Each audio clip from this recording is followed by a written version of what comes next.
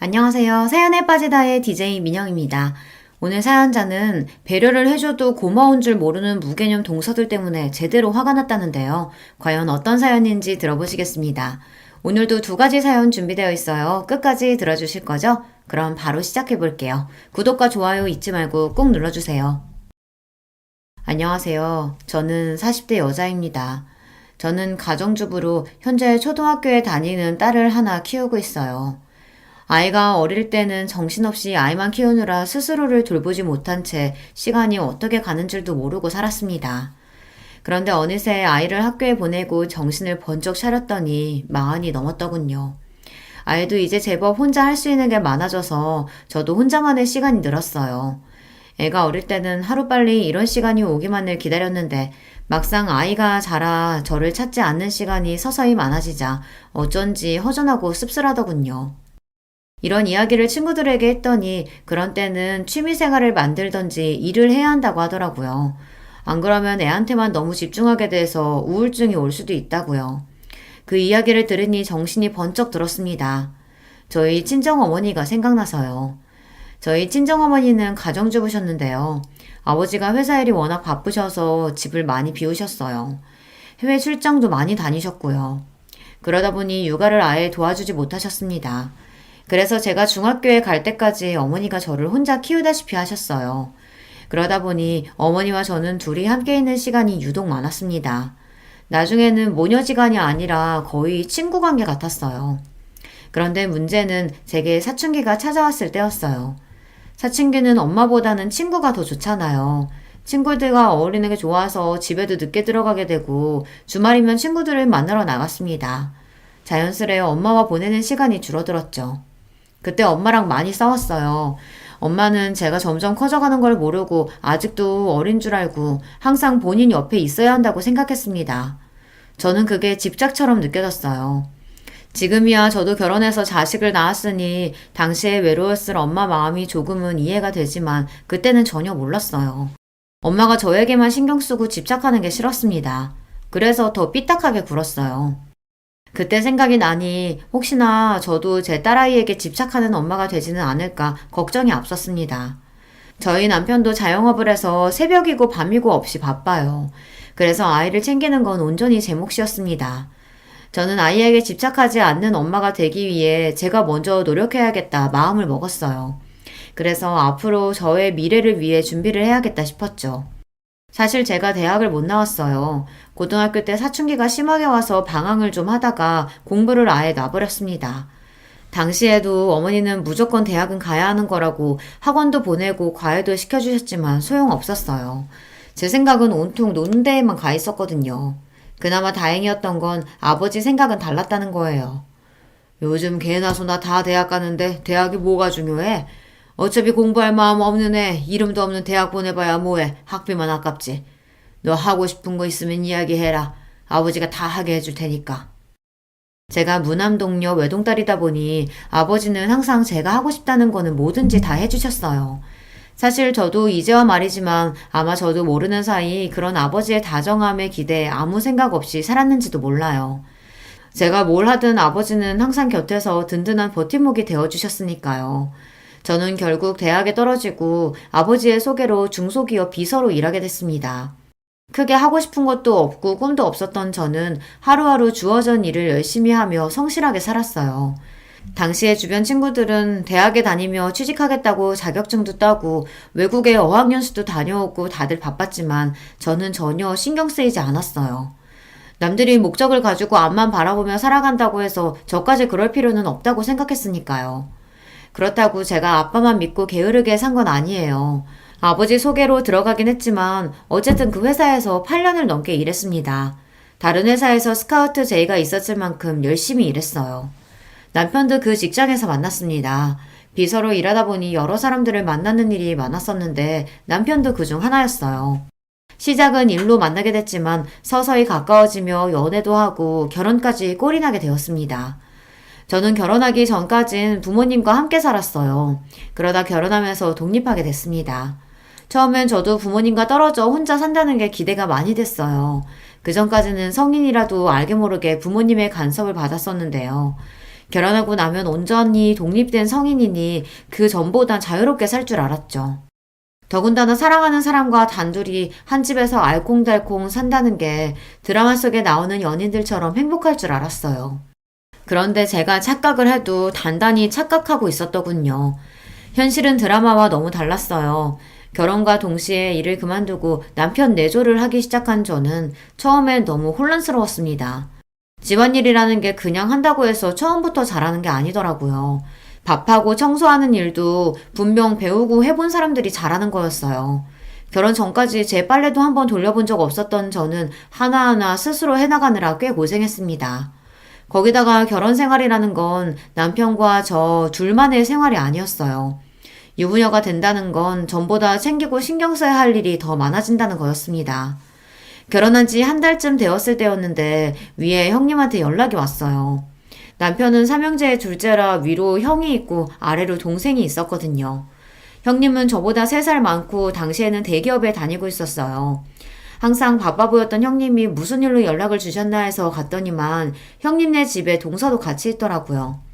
형님이랑 막내 동서는 대학 선후배 사이예요. 형님이 먼저 결혼하고 나서 막내 시동생을 막내 동서에게 소개한 것 같더라고요. 형님이랑 동서는 대학 때부터 친해서 서로 각별했어요. 동서지간이 셋인데 저만 빼고 둘이 친한 사이다 보니 사실 저도 셋이 있는 게 불편하기는 해요. 일부러 그러는 건 아니겠지만 셋이 있을 때 유독 대학 이야기를 많이 하더라고요. 저는 대학도 안 나왔으니 동서랑 형님 사이에 더 끼어들기 힘들었어요.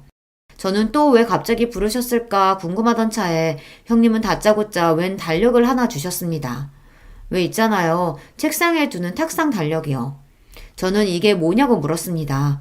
그러자 형님이 소파에 등을 기대며 다리를 휙 꼬았어요. 그러더니 저를 아래로 내려다보시더라고요. 그러더니 한다는 말이 놀라웠습니다. 뭐긴 뭐야. 시댁 행사 적혀있는 달력이지. 동서는 결혼한 사람이 어쩜 시댁에 무슨 행사가 있는지 물어보지도 않아? 형님의 쌀쌀맞은 말투에 슬쩍 기가 죽은 저는 애써 당황하지 않은 척 표정을 가다듬었습니다. 시댁 행사야 당연히 남편한테 다 물어보고 체크해뒀죠. 아버님, 어머님 생신은 아직 다 멀었던데. 저도 지고 싶지 않았습니다. 그래서 웬만한 시댁 행사는 다 알고 있다고 대답했어요. 그런데 제 말에 동서가 툭 한마디를 하더군요. 형님이 결혼한 지 얼마 안 돼서 뭘 모르시나 본데 시댁 행사가 생일밖에 있는 게 아니에요. 동서가 저보다 1년 정도 먼저 결혼했어요. 그걸 가지고 동서는 만날 때마다 마치 제 선배처럼 구는데 그것도 참 꼴보기 싫었습니다. 저는 애써 웃어 보이며 생일 말고 또 무슨 행사가 있냐고 물었어요. 결혼한 지 얼마 안 돼서 저는 잘 모른다고요. 우리 시부모님이 연세가 많아서 여기저기 고장난 데가 많은 거 알지? 병원에 치료해 한 달에 2-3번씩 병원 모시고 가야 돼. 나랑 막내 동서는 둘 다 직장 생활하면서도 남편들까지 해서 넷이 연차 쓰고 반차 쓰면서 아등바등 모시고 다녔어. 둘째 아주머님은 장사하느라 바쁘다고 항상 안 된다고 하셔서 넷이 아니라 고생 좀 했어요. 이야기를 들어보니 결국은 저더러 시부모님 병원에 모시고 가라는 이야기를 하려고 부른 것 같았어요. 시부모님이 연세가 많은 편이에요. 80이 넘으셔서 두 분이 외출하신다는 게 쉬운 일은 아닙니다. 들어보니까 동서 팔자 좋게 결혼하자마자 일 그만뒀다며? 사방님 가게가 장사가 잘 되나 봐. 아직 애도 없는데 일도 안 하고. 그러니까 집에서 노는 동서가 앞으로는 시부모님 좀 알아서 병원에 모시고 가. 며느리가 시부모님을 모시고 병원에 가는 게 당연한 일은 아닌데 형님은 저에게 무슨 악감정이라도 있는 사람처럼 미간까지 구기면서 짜증스럽게 이야기를 했어요. 물론 자식으로서 연세 많은 시부모님 모시고 병원에 가는 게 어려운 일은 아니에요. 자식들끼리 돌아가면서 해야 하는 거라면 저도 당연히 할 겁니다. 그런데 마치 제가 다 하는 게 당연하다는 듯 이야기하는 형님의 태도에 어쩐지 기분이 상했습니다. 제가 시부모님 모시겠다고 결혼하거나 직장을 그만둔 게 아닌데 시댁 일을 몽땅 다 저에게 떠넘기듯 하는 게 맞는 건가 싶어서요. 이대로 괜히 가만히 있다가는 바보처럼 제가 다 해야 할 것 같아 저도 마른 침을 한번 꼴깍 삼키고 조심스레 말을 꺼냈습니다. 아버님, 어머님이 건강이 많이 안 좋으신가 봐요. 근데 사실 제가 일을 그만둔 건 다른 게 아니라 제가 임신해서 그만둔 거예요. 병원에서 유산기가 좀 있다고 해서 쉬고 있는 거예요. 그랬습니다. 제가 임신하기는 했는데 아직 너무 초기라 시댁 식구들에게는 말씀을 안 드린 상태였어요. 피검사 결과 병원에서 아직 너무 초기라 태아가 제대로 자리를 잡지 않았는데 무리하면 안 된다고 해서 남편과 상의해 바로 직장을 그만둔 거였어요. 형님, 임신 초기엔 원래 다들 병원에서 그렇게 말해요. 조심하라고. 걷지도 못하는 것도 아닌데 시간 있는 사람이 좀 하면 되는 거지. 그래서 지금 임신 좀 했다고 어머님 아버님 못 챙기시겠다는 거예요? 당시에 동서 아들이 2살이었어요. 본인은 임신했을 때 일까지 했다면서 제 말을 듣자마자 마치 제가 임신한 걸 가지고 생색을 낸다는 것처럼 이야기하더라고요. 물론 형님이 있는 자리다 보니 동서도 신경 쓰여서 한 이야기일 수도 있습니다. 제가 듣기로는 형님이 결혼한 지 4년이 넘었지만 아직 애가 없다고 들었거든요. 그래서 남편이 제 임신 사실을 조금 더 이따가 이야기하자고 한 거예요. 형님이 아이 문제에 있어서 좀 예민하다고요. 하지만 제 입장에서도 제가 왜 일을 안 하고 쉬고 있는지 설명을 해야 했습니다. 자꾸만 저를 하는 것도 없이 집에서 노는 사람 취급을 했으니까요. 그깟 애 좀 가졌다고 유나는. 임신했을 때 너무 안 움직이고 집에만 있으면 살만 찌고 더 안 좋대. 막내 동서는 임신하고도 애 낳을 때까지 출근도 했어. 암튼 자만하지 말고 다음 주부터는 동서가 시부모님 모시고 병원에 좀 가. 2분 다 옛날 분들이라 병원은 죽어도 자식들이 모시고 가야 하는 건 줄 아시는 분들이니까. 당분간은 동서가 신경 좀 써. 지금까지 서방님 장사한다고 매번 시부모님 일은 우리가 다 했단 말이야. 이제 동서도 들어왔으니까 서방님 대신해서라도 동서가 좀 알아서 해야지. 형님이 큰 눈을 더 크게 뜨고 따지듯 말을 하면 저는 순간 말문이 턱 막히면서 말을 잇지 못했어요. 동서랑 형님 둘 다 서울대를 나왔습니다. 그래서 그런지 형님도 그렇고 동서도 그렇고 이야기를 나누다 보면 둘 다 말을 너무 잘해서 제가 이길 수가 없었어요. 2사람이 말을 하면 다 맞는 말 같더라고요. 이후로 제가 아이를 낳을 때까지 줄곧 시부모님을 모시고 병원에 다녔어요. 처음엔 제가 몇 번 가다 보면 형님이나 동서가 이야기를 할 줄 알았는데 전혀 말이 없더라고요. 사실 저도 웬만해서 형님이랑 동서에게 이야기하지 않았던 게 시부모님이 다른 가족들보다 저랑 같이 병원 가는 걸 좋아하셨어요. 우리 둘째가 이제 보니까 참 꼼꼼하고 똑부러지는구나.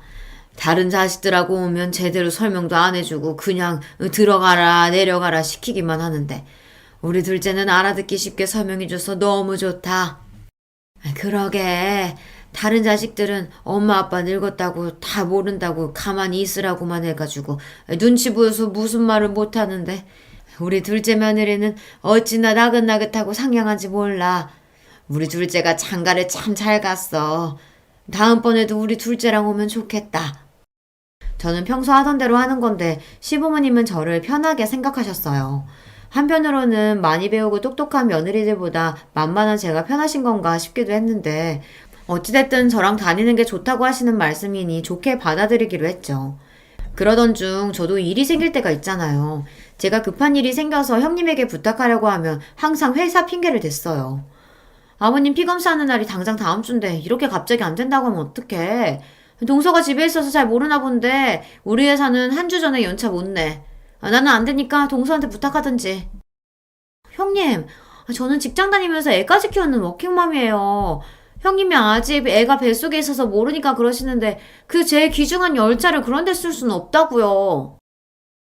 형님도 동서도 바빠서 그러는 거 이해 못하는 거 아닙니다. 시부모님 일이니 아들들이 하는 게 맞는 건데 이런 일로 며느리들끼리 싸울 일도 아니고요. 하지만 동서나 형님이나 제가 뭔가 이야기를 했을 때 나오는 반응이 너무 기분이 나빴어요. 차라리 전화를 안 받는 게 낫지 받으면 꼭 듣기 싫은 소리를 한마디씩 하더라고요. 항상 저는 뭘 모른다는 식으로 이야기하는데 정말 기분이 나빴어요. 그래서 한 번은 너무 마음이 안 좋아서 남편에게 하소연을 했습니다. 형님이랑 동서가 너무하는 것 같다고요. 그러자 남편도 놀랐는지 저에게 너무 미안해했어요. 여보 미안해. 내가 새벽부터 저녁까지 일만 하느라 우리 자기 너무 힘들게 하네. 이번에 병원 가는 건 내가 무슨 일이 있어도 갈 테니까 걱정하지 마. 그리고 형수랑 재수씨 만나면 내가 따끔하게 한마디 할게. 우리 자기 힘들게 하지 말라고. 남편이 저 기분 나아지라고 하는 말인 거 알지만 그래도 남편이 제 편을 들어주니 저는 좋았습니다. 남편이 식당을 운영해요. 사장인데다가 음식까지 본인이 직접 만들다 보니 새벽부터 시장 가서 장 보고 가게 마감까지 합니다. 그러다 보니 쉬는 날이 거의 없어요. 그래도 남편은 저와의 약속을 지켜줬습니다.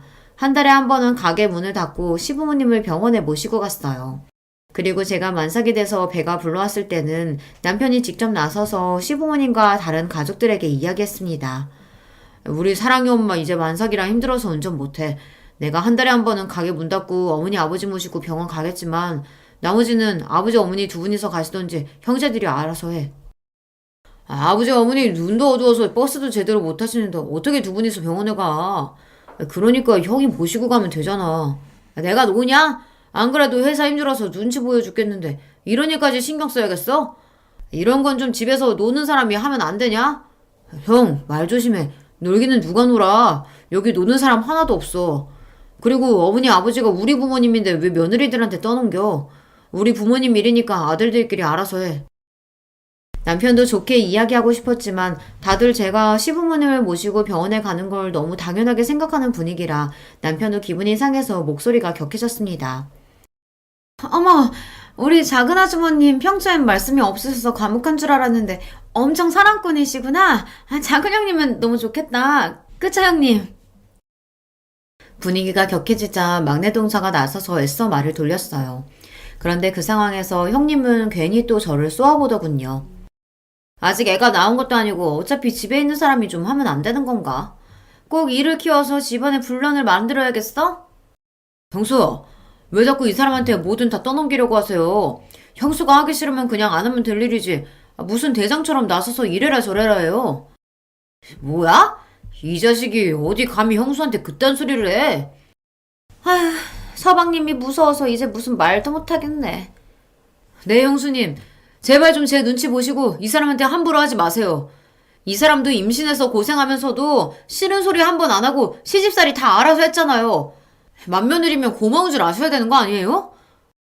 여보, 그만해. 왜 그런 소리까지 하고 그래. 맞잖아. 당신 임신 중독증 걸려서 밥도 한 숟갈 못 먹었는데 우리 어머니 아버지 병원 간다고 새벽부터 일어나서 준비하고 병원 갔다 온 날은 아버지 힘들어서 식사 잘 못하신다고 전복죽에 반찬을 매일 해서 가져갔잖아. 여기 형수님이랑 재수씨 결혼한 지 몇 년 됐어도 한 번도 그렇게 한 적 없었어. 그러니까 우리 아버지 어머니가 자기랑만 병원 간다고 하지. 다른 자식들은 불편하니까. 제가 임신한 동안 내내 중독증으로 고생을 좀 했어요. 배는 나오는데 자꾸만 살이 빠질 정도로 잘 먹지도 못하고 서 있기 힘들 정도로 빈혈에 시달렸습니다. 그런 와중에 저는 형님이나 동서에게 싫은 소리 듣는 게 싫어서 시부모님과의 약속을 지켰어요. 임신해서 힘들고 아픈 건 제 문제니까요. 그런 소리를 남편이 가족들 앞에서 하는 게 생색내는 것 같아 민망하긴 했지만 어쨌든 속은 시원했습니다. 현수님, 그거 임신 중독증 정말 힘들다던데 고생 많으셨네요. 앞으로 출산까지는 다른 건 걱정하지 마시고 푹 좀 쉬세요. 형, 미안해. 우리가 매일 바쁘다는 핑계로 너무 형수님한테 떠넘겼지. 앞으로는 나도 신경 쓸게. 그나마 시동생은 사람이 순하고 착해요. 철딱서니 없고 아무 말이나 하는 동서에 비하면 아까웠죠. 그래도 그날 이후 많은 점이 개선됐습니다. 남편이 한바탕 한 덕분에 그 다음부터는 자식들끼리 상의해서 돌아가며 시부모님을 모시고 병원에 갔어요. 저도 한 달에 한 번 정도만 모시고 가면 됐습니다. 가끔 형님이나 동서가 바쁜데 회사에 눈치 보이게 반차 이야기해야 한다고 투덜투덜 할 때에는 저도 괜히 신경 쓰이고 눈치가 보였지만 애써 모른 척 했어요. 남편이 그래도 된다고 해줬거든요. 시부모님 챙기는 건 의무가 아니라 자식으로서 각자의 도리야. 다들 바빠도 할 수 있는 만큼 노력하면 되는 거라고. 안 되면 할 수 없는 거고. 당신도 우리 사랑해 보느라 꼼짝도 못하는데도 자식으로서 도리하려고 노력하잖아. 자식이면 다 똑같이 하는 거니까 절대 눈치 볼 필요 없어. 우리 힘들다고 그 사람들이 도와주는 거 아니니까. 우리는 우리대로 살아야지. 남편은 언제나 제 편을 들어줬어요. 남편은 제 마음이 어떤지가 가장 우선인 좋은 사람입니다. 그런 사람과 살다 보니 저도 언제나 마음이 편안했어요. 아이 키우는 게 힘들고 지쳐도 언제나 내 편이 되어주는 사람이 곁에 있으니 힘이 되더라고요. 동서나 형님이 만날 때마다 기분 나쁜 소리를 툭툭 한 번씩 할 때에도 별로 신경 쓰이지 않았습니다. 저에게는 남편이 있으니까요. 무슨 일이 있을 때마다 시댁에서 동서와 형님과 마주하는 게 종종 힘들 때도 있었지만 아이가 태어나고 나서는 저도 아이 키우느라 정신이 없어 대충 그러려니 했습니다. 남들은 시부모님 등살에 시집살이도 한다는데 저는 그 대신에 동서들 때문에 좀 피곤하다 정도로 여기고 참기로 했어요. 그런데 아무리 대충 넘어가려고 해도 한 번씩 참기 힘든 순간이 있었습니다. 한 번은 이런 적이 있었어요. 명절이라 식구들이 모두 시댁에 모였어요. 그때 형님이 결혼하고 7년 만에 임신해서 형님 어깨가 한껏 올라갔을 때예요. 입덧이 심하다고 아무것도 못하고 누워만 있을 때였죠. 제가 임신했을 때는 유난이라고 그렇게 무안을 주더니만 본인은 저보다 더 하더라고요. 냉장고를 열기만 해도 냄새 난다고 주방에 나오지도 않았어요. 거기다가 입덧을 한다는 사람이 먹고 싶은 건 얼마나 많은지, 시댁에 와서도 갑자기 물회가 먹고 싶다는 둥, 골뱅이 무침이 먹고 싶다는 둥 계속 주문을 해서 아주버님이 장을 받아주면 저와 시어머니가 연신 음식을 해다 줬어요.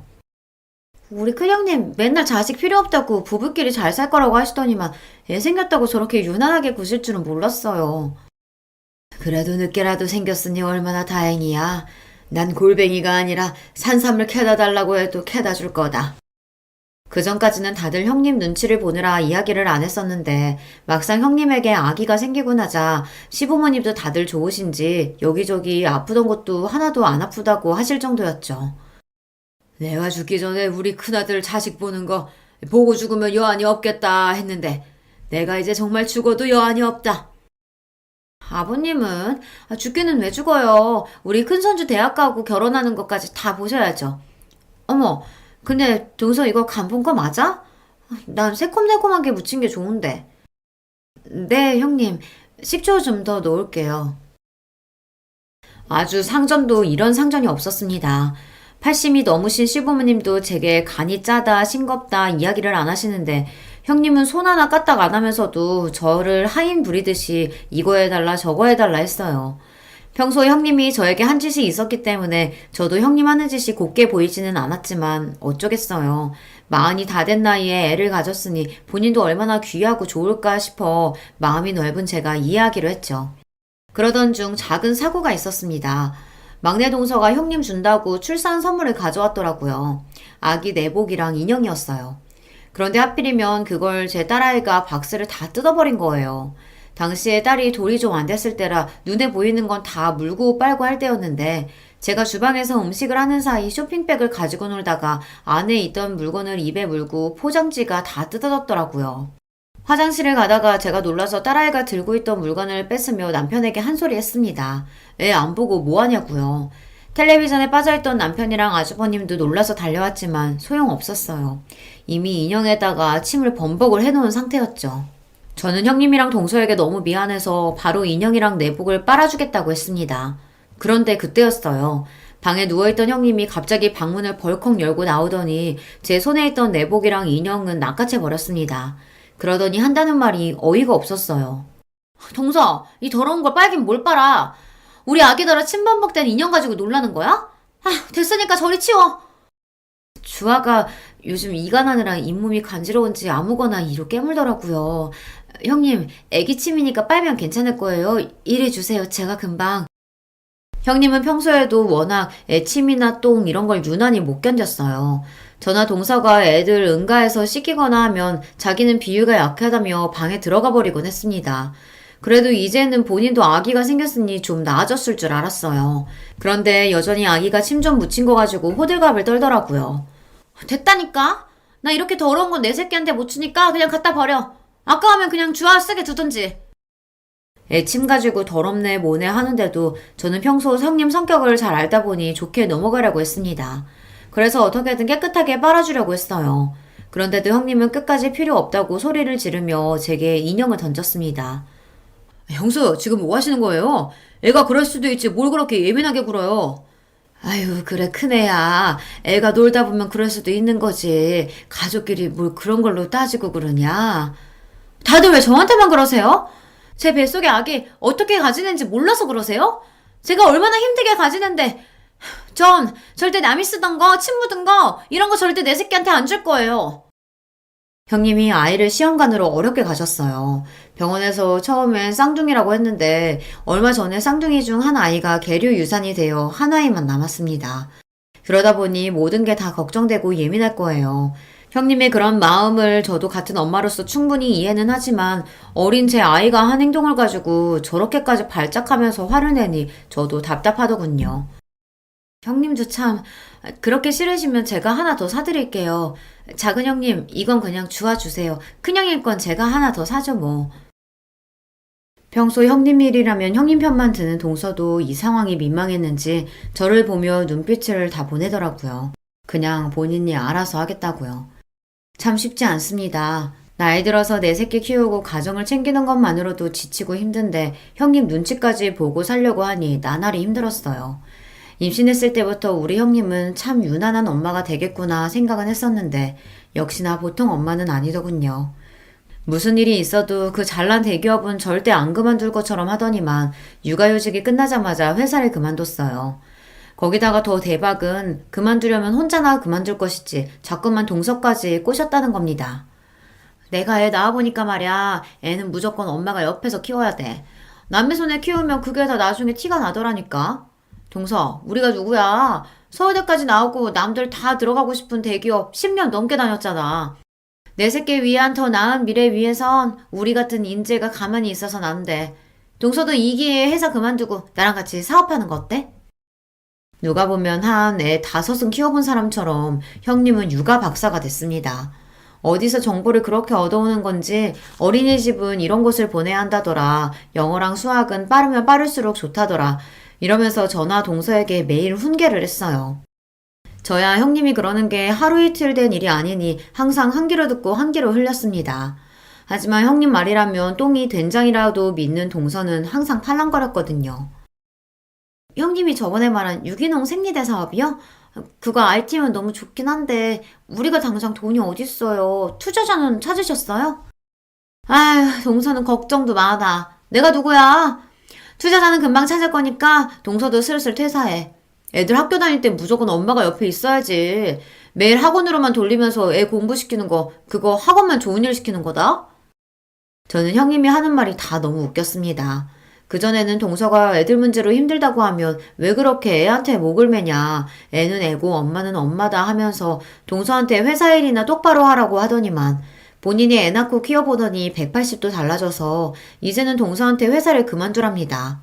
애 키우려면 돈도 많이 들어가고 시간도 필요하니 회사를 그만두고 본인이랑 사업을 하자고요. 형님도 참 애는 각자 집안 사정에 맞게 키우면 되는 거지 뭘 그렇게까지 이야기하세요. 전에는 동서한테 절대 애 때문에 일 그만두지 말라고 버티라고 하시더니 저도 듣다 형님이 하는 말이 웃겨서 한마디 했습니다. 사람이 이랬다가 저랬다가 하는 꼴이 웃겨서요. 동서가 뭘 한다고 끼어들어? 동서는 고등학교 간신히 졸업하고 남의 밑에서 커피만 타다 시집 왔으니 직장에 미련 없겠지. 그치만 우리 같은 사람들은 회사 하나 그만두는 것도 엄청 큰 결심하고 그만두는 거야. 그리고 누가 봐도 우리같이 서울대 나온 사람들이 애들 교육에 대해서 훨씬 더 많이 알지 않겠어? 모르면 가만히 좀 있어. 또 그 소리였습니다. 본인들은 서울대를 나왔고 저는 고졸이니 뭘 모른다고요. 이제 하도 많이 들어서 별로 기분이 상하지도 않았습니다. 하지만 그건 그거고 제가 살아온 과거까지 마음대로 떠드는 건 저도 참기 힘들었습니다. 네, 형님이랑 동서 서울대 나온 대단한 사람들인 거 잘 알죠. 근데요, 저 같은 고졸도 결혼하고 아이 생겼다고 10년 가까이 다녔던 직장 그만두는 거 쉬운 일 아니에요. 저도 어렵게 결정했어요. 어머머, 뭐래? 동서, 누가 보면 내가 동서 고졸이라고 무시한 줄 알겠어. 안 그래, 막내 동서? 그러게요. 작은 형님 본인이 대학 안 나와놓고 우리가 학교 얘기하고 그러는 게 거슬렸나 봐요. 작은 형님 죄송해요. 앞으로는 조심할게요. 형님도 동서도 참 얄밉습니다. 자기들이 대놓고 저를 고졸이라고 무시해놓고는 제가 듣기 싫다는 식으로 이야기하면 항상 그런 적 없다는 식으로 잡아댔어요. 저도 이제 결혼한 지 벌써 10년이 다 됐습니다. 그동안 동서랑 형님이랑 말도 못할 정도로 별의별 일이 다 있었죠. 저한테 왜 그러냐고 하소연도 해보고 대놓고 기분 나쁘다고 해보기도 하고 남편에게 이야기도 했습니다. 그런데 다 소용없었어요. 제가 뭘 하든 형님도 동서도 저를 다르게 대할 생각이 전혀 없으니까요. 오히려 제가 싫은 티를 내면서 형님이고 동서를 건드리는 게 더 분란을 만들었어요. 괜히 저 때문에 어른들 앞에서 남편이랑 아주버님 시동생이 다투기도 했으니까요. 그 이후로는 저도 형님이고 동서를 그냥 다 무시하기로 했습니다. 그 사람들이 잘나든 잘나지 않든 그냥 저랑은 많이 다른 사고방식을 가진 사람들이라고 생각하기로 했어요. 저에게 기분 나쁜 소리를 해도 웃어넘기고는 했죠. 그런데 저 혼자서만 노력한다고 해서 되는 게 아니더군요. 어느 날이었습니다. 주말 아침부터 형님에게 연락이 와 받았는데 오늘 형님네 조카 생일잔치라고 저더러 집에 와서 좀 도와달라고 하더라고요. 동서, 오늘 서방님 집에 계시지? 서방님한테 주화 좀 맡기고 우리 집에 오늘 와줄 수 있을까? 우리 유리 생일이라 집으로 친구들 초대했는데 도와주겠다고 했던 친구가 갑자기 일이 생겨서 못 온다고 그러네. 조카 생일이라 집에서 생일 파티를 하는데 음식이랑 파티 준비를 도와주기로 했던 친구가 갑자기 일이 생겨서 못 오게 됐답니다. 그래서 저에게 도와달라는 거였어요. 그런데 저도 아이랑 약속이 있어서 아무래도 안 될 것 같아 형님 부탁을 거절했습니다. 상황은 알겠는데 어쩌죠? 저도 오늘은 주아랑 볼일 치러 가겠다고 약속해서 오늘은 좀 힘들 것 같은데 동서는 시간 안 된대요? 평일에 학원 다니느라 고생하는 딸아이가 이번 주말만큼은 가족들이랑 볼링 치러 가고 싶다고 해서 이미 약속을 한 상태였는데 제가 빠지기가 미안했습니다. 막내 동서도 당연히 불렀지. 근데 나나 막내 동서나 둘 다 공부만 할 줄 알지 음식 솜씨는 영 없잖아. 음식은 동서가 잘하니까 와서 좀 도와줘. 아니 볼링장이야 내일 가도 되잖아. 마음이 급하기는 한지 형님이 웬일로 저에게 좀 도와달라고 애원을 하더군요. 저는 고민 끝에 남편과 딸에게 볼링장은 내일 가자고 잘 이야기하고 형님네로 갔습니다. 역시나 형님이었어요. 고작 10살짜리 생일 파티를 거하게도 준비하셨더군요. 이벤트 업체에서 파티용품이랑 마술사까지 불렀다더라고요. 아무튼 우리 형님 유난하다니까. 이럴 거면 음식도 업체 부르면 되지. 왜 굳이 집에서 직접 하겠다고 한 거예요? 웬만한 건 배달 시켰지. 근데 우리 유리가 떡볶이랑 김밥은 작은 엄마가 한 게 제일 맛있다잖아. 꼭 친구들한테 자랑하고 싶다고 작은 엄마 불러달라고 난리 치는데 어쩔 수가 없었어. 어쩐지 이상하다 싶기는 했습니다. 항상 비싸고 좋은 것만 좋아하는 형님이 웬일로 저에게 김밥이랑 떡볶이를 만들어 달라고 하나 했더니만 조카가 제가 만든 게 제일 맛있다고 했나 보더라고요.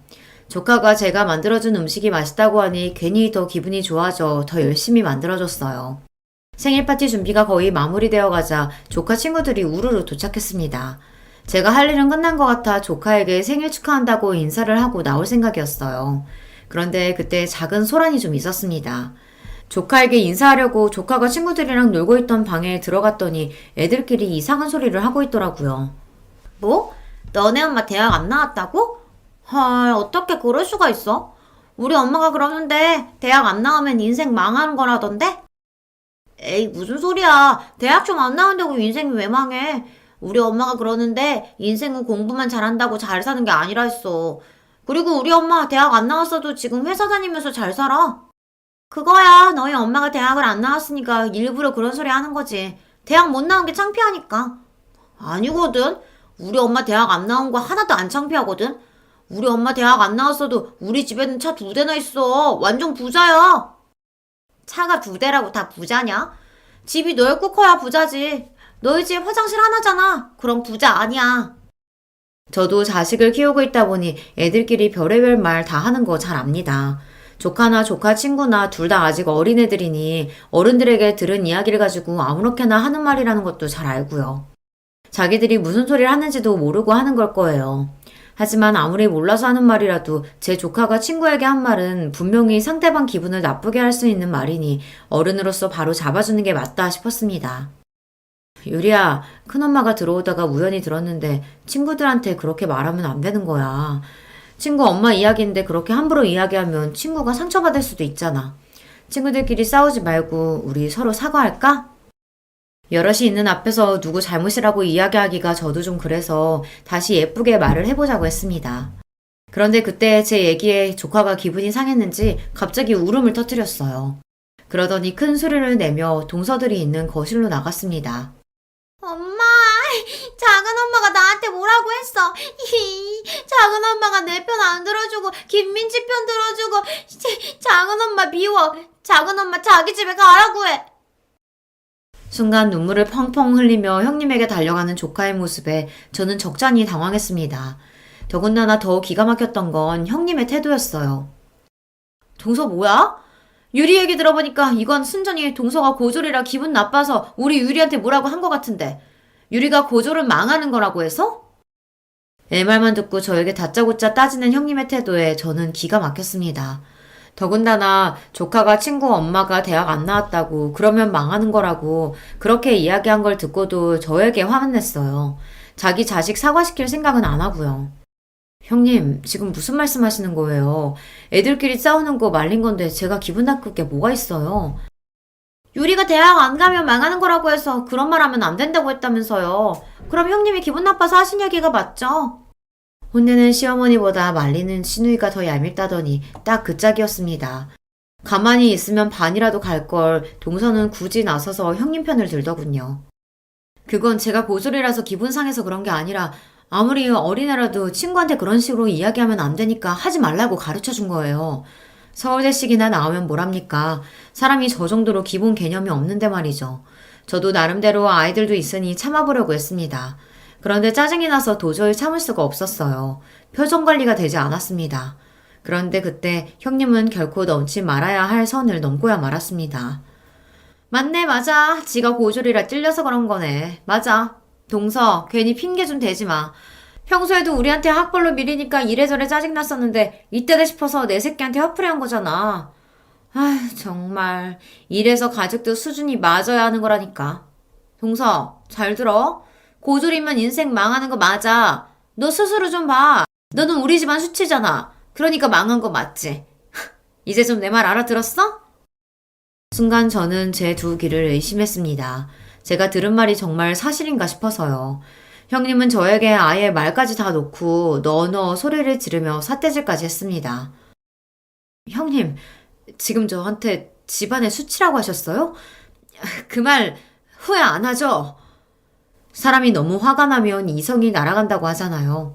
제가 그 순간에 딱 그랬어요. 정말 간신히 붙잡고 있던 이성의 끈이 빠지지 끊어지며 형님이고 뭐고 눈에 뵈는 게 없었습니다. 뭐래? 어디서 무식한 게 똥폼을 잡고 있어. 내가 후회를 왜 해? 좋아요. 이거 보시고도 정말 후회 안 하시나 보죠. 이거 받으세요. 저희 친정아버지 명함이에요. 저는 곧바로 가방에서 아버지 명함을 꺼내 형님에게 건넸습니다. 그때까지도 형님과 동서는 제 행동이 이해가 되지 않는다는 듯 미간을 구기고 있었어요. 아버지 명함은 왜 주고 난리냐라는 눈빛을 노려보면서요. 그런데 그때 명함을 먼저 확인한 동서가 눈이 둥그레져선 토끼 눈으로 저를 바라봤습니다. 어머, 형님, 이거 뭐예요? 동아벤처 대표 이동우면 그때 우리한테 연락했던 투자자잖아요. 이 사람이 정말 형님 친정아버지라고요? 말도 안 돼. 동서 똑바로 본 거 맞아? 어머머, 이게 뭐야? 정말 그 투자자잖아. 맞아요. 얼마 전에 형님이랑 동서가 하기로 한 사업에 투자하겠다고 연락한 투자사 대표가 우리 친정아버지예요. 그랬습니다. 동서나 형님에게 구체적으로 말한 적은 없지만 친정아버지께서 사업을 크게 하세요. 예전부터 많은 기업에 투자하셨는데 최근에는 스타트업 사업이나 젊고 유능한 사업가들에게 투자하시더라고요. 최근에도 좋은 아이템을 찾고 계시길래 제가 형님이랑 동서가 하는 유기농 생리대 사업을 추천했습니다. 그래서 아버지 회사에서 동서랑 형님네 회사로 연락했던 거예요. 이런 사실을 동서나 형님이 알면 부담 가지실 것 같아 얘기를 안 한 건데 도저히 말 안 하고는 안 되겠더라고요. 내가 누군지도 모르고 저더러 집안에 수출하는 둥 어떻다는 둥 말을 함부로 짓거리니 본때를 보여줘야겠다 싶었습니다. 그 순간 믿기지 않는 일이 벌어졌어요. 형님이 애들에게 밥부터 먹으라고 거실로 다 내보내더니 방문을 닫더라고요. 그러더니 동서의 허리를 쿡 찔렀습니다. 그러고는 둘이 슬쩍 눈빛을 주고받더니만 동시에 바닥에 무릎을 꿇고 앉았어요. 동서, 미안해. 내가 정신이 나갔었나 봐. 아무리 화가 나도 사람이 할 말 못할 말이 있는 건데 내가 실수했어. 맞아요, 형님. 우리가 잘못했어요. 제가 원래 뭘 좀 모르고 아무 말이나 막 하는 거 아시잖아요. 착한 형님이 너그럽게 이해해주세요. 사람이 이렇게까지 간사할 수가 있는 건가요? 조금 전까지만 해도 저더러 집안에 수출하는 둥 하더니만 친정아버지 이야기를 꺼내자마자 순식간에 돌변했어요. 그 모습을 보는데 너무 황당해서 말도 안 나오더군요. 형님, 동서, 지금 너무 웃긴 거 알아요? 어쩜 사람이 그렇게 180도 달라질 수 있는 거예요? 5분 전에 나랑 지금의 나는 분명 똑같은 사람인데 형님이랑 동서는 저를 완전히 다르게 대하네요. 아버지 이야기를 꺼내면 형님이랑 동서가 당황할 거라고 생각은 했었지만 아무리 그래도 무릎까지 꿇을 줄은 몰랐어요. 그러게. 동서는 그런 중요한 얘기를 왜 지금까지 안 했어? 진작 우리한테 친정 이야기했으면 나도 동서한테 이런 실수 안 했지. 설마 지금 친정아버지가 큰 투자회사 운영하시는 분이라는 거 형님이랑 동서가 진작 알았다면 나를 대하는 게 달라졌다는 이야기를 대놓고 하시는 거예요? 아, 형님도 동서도 서울대까지 나온 사람들이 어쩜 그렇게 생각이 편협해요? 지금까지 그런 사고방식으로 애들 키운 거예요. 어쩐지. 그러니까 유리가 친구한테 그런 소리나 하지. 형님이고 동서고 둘 다 입만 열었다 하면 헛소리를 하는데 도저히 못 들어주겠더군요. 저도 너무 화가 나서 말이 저절로 튀어나왔어요. 그때였어요. 평소 같으면 제가 싫은 소리 한마디만 해도 둘 다 저를 못 잡아먹어 안달이더니 제가 화를 내며 소리를 질렀는데도 저랑 눈도 못 마주치더군요. 심지어 동서는 제게 다가와서 팔짱을 끼고 친한 척까지 했어요. 형님, 마음 상한 것 좀 푸세요. 우리가 어떤 사이예요? 우린 가족이잖아요. 형님 친정아버지께 저희 이야기 안 하실 거죠? 그냥 그대로 투자하라고 이야기해 주실 거죠? 그럼. 우리 동서가 얼마나 너그러운 사람인데 이런 일 가지고 이미 투자하기로 한 일을 번복할 리 없지. 세상에 여우도 이런 구미호들이 없습니다. 혹여나 제가 아버지에게 이야기해서 투자 이야기는 없던 거로 하기라도 할까봐 아주 전전긍긍했어요. 형님과 동서는 제가 바보인 줄 아나 봐요. 그런 소리까지 들어놓고 바보처럼 헤헤하면서 넘어갈 줄 알았나 봅니다. 아니요, 마음이 바뀌었어요. 처음엔 저도 형님이랑 동서가 투자 받으러 여기저기 고생하러 다니는 게 안타까워서 도와주려고 했던 건데 그냥 없던 일로 할게요. 형님이랑 동서도 못 들은 걸로 하세요. 진심이었습니다. 동서나 형님이나 저에게 특별히 잘한 것도 없어도 그래도 가족이라고 저는 나름 도와주려고 했던 건데 지금 와 생각해보니 바보처럼 왜 그러려고 했나 싶어요. 저는 없던 일로 하겠다고 엄포를 놓고 형님네 집에서 나왔습니다. 그런데 동서나 형님이나 얼마나 똥줄을 타는지 놀라서 엘리베이터까지 쫓아나오더라고요. 심지어 신발도 안 신고 맨발로요. 동서, 이렇게 가면 어떡해? 나랑 얘기 좀 하고 가. 형님과 동서가 엘리베이터를 잡으러 다급하게 달려오는데 저는 쳐다도 보지 않고 엘리베이터 문을 닫아버렸습니다. 저야 이제 형님이고 동서고 볼 일 없으니까요. 그날 이후 저희 세 사람의 관계는 많은 게 달라졌습니다. 동서와 형님은 그날부터 매일같이 저에게 전화를 걸고 찾아왔어요. 그러면서 한다는 말이 본인들이 어떻게 하면 마음을 풀 거냐고 했어요. 동서, 이거 강남 신세계에서 제일 잘 나가는 디저트래. 동서 디저트 좋아하지? 내가 2시간이나 줄 서서 사온 거니까 얼른 먹어봐. 귀찮게 왜 이런 걸 사오셨어요? 근데 형님, 이런 거 사러 다닐 시간에 투자자부터 찾아다니셔야 하는 거 아니에요? 어머, 형님, 그게 무슨 말씀이세요? 우리 회사 투자는 형님 친정아버지께서 해주실 거잖아요. 형님도 동서도 여간 내기가 아닙니다. 웬만해선 포기할 조짐이 안 보였어요. 심지어 최근엔 매일같이 저희 딸 학교 앞까지 찾아와서 애한테 선물까지 사주고 학원 하원까지 해서 집에 데려다주고 가요. 진심 귀찮아 죽겠습니다. 올 때마다 어울리지도 않은 애교를 부려가며 자기들이 지금까지 너무 미안했었다고 용서해 달라네요. 형님, 오늘은 제가 왔어요. 매일 만나니까 너무 좋죠? 아버님께 저희 상품 이야기는 하셨어요? 동서, 자꾸 귀찮게 왜 이래? 나 아버지한테 투자 이야기 할 생각 없다니까. 형님, 제발요. 저희 올해까지 투자 못 받으면 사업 접어야 돼요. 제발 좀 도와주세요. 동서랑 형님은 번갈아 찾아와 세상 귀찮게 하며 징징거립니다. 아주 귀찮을 정도로요. 여러분이라면 어떻게 하시겠어요? 자기들이 서울대 좀 나왔다고 고졸인 저를 무시하며 집안에 수치네 어쩌네 이런 소리까지 한 사람들을 용서하고 친정에 얘기해서 투자까지 받게 해주는 게 맞는다고 생각하세요? 동서랑 형님이 거의 매일같이 찾아와 제 앞에서 친한 척을 한 지도 벌써 반년이 다 되어가요. 매일 무릎만 안 꿇었다 뿐이지 그때 일은 미안하다고 매일 싹싹 빕니다. 저도 처음엔 절대 용서해주지 않을 생각이었지만 반년 동안 쫓아다니며 잘못했다고 사과하니 저도 살짝 마음이 움직여요. 저 어떻게 하면 좋을까요? 여러분의 의견 댓글로 남겨주시면 하나하나 꼼꼼하게 읽고 참고하도록 하겠습니다. 흥분해서 정신없이 떠내려간 제 이야기 끝까지 들어주셔서 감사해요. 여러분의 가정에는 언제나 화목한 일만 가득하시길 바라겠습니다. 안녕하세요. 저는 일산에 사는 30대 여성입니다. 결혼해서 현재 5살짜리 여자아이가 하나 있어요. 남편은 직장을 다니다가 그만두고 지금은 작은 사업을 하고 있습니다. 원래는 직장을 다녔는데 잘 다니던 직장 그만두고 사업을 시작했어요. 오늘 제가 이 이야기를 시작하게 된 이유가 되는 게 바로 남편의 사업 관련 문제입니다. 뭐 정확히는 그것 때문이라기보다 그걸로 인해 발생한 문제들이긴 하지만요. 어쨌든 사업을 안 했으면 일어나지도 않았을 일들이니까 사업 때문이 맞긴 하죠. 남편이랑은 연애 결혼을 했어요. 우연히 지인과 함께한 술자리에 남편이 오게 됐고 자연스럽게 친해졌습니다. 그리고 얼마 뒤에 고백받았고요. 2년 연애하고 결혼했어요. 저는 평범한 집안에서 평범하게 컸거든요. 공부를 딱히 잘하거나 하는 특출난 재능이 있는 건 아니라서 학교도 그냥 평범한 학교로 나왔습니다. 요즘 같은 시대에는 평범한 학벌 가지고 좋은 회사에 취직하기 힘들잖아요. 그래서 작은 중소기업에서 일을 했어요. 남편은 그래도 대기업까지는 아니어도 나름 이름을 대면 알만한 회사를 다니긴 했습니다. 당연히 월급도 저보다 훨씬 많았고요. 그래서 그런지 시어머니는 처음부터 저를 탐탁지 않게 생각했어요. 제가 남편에 비해 많이 모자란다고 말이죠. 제 친구들은 남편 정도 되는 스펙이 뭐가 그렇게 대단한 스펙이냐며 그런 시어머니를 도통 이해할 수 없어 했지만 뭐 자기 아들이 잘났다고 생각하는 건 모든 부모의 마음이니 그러려니 했습니다. 딱히 엄청난 반대를 한 건 아니었지만 시어머니가 저를 탐탁지 않아 한다는 사실을 알고 있었기 때문에 저도 잘하려고 나름 열심히 노력했어요. 집안 행사가 있으면 열심히 가서 돕고 기념일 같은 것들이 있으면 잊지 않고 챙겨드리고 말이죠.